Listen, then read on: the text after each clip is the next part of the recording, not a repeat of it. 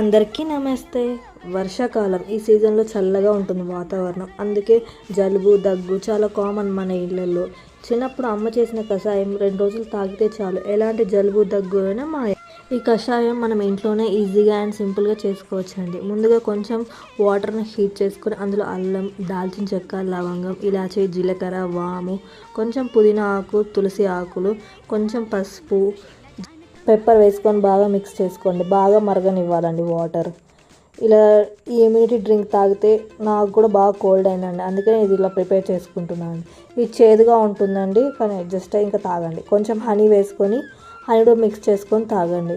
ఇలా తాగితే మీకు ఇమ్యూనిటీ బూస్ట్, ఇమ్యూనిటీ కూడా వస్తుంది. కొన్నిసార్లు కష్టమైనా చేయాలి, కొంచెం చేదుగా ఉంటుంది, బట్ పర్లేదు తాగండి.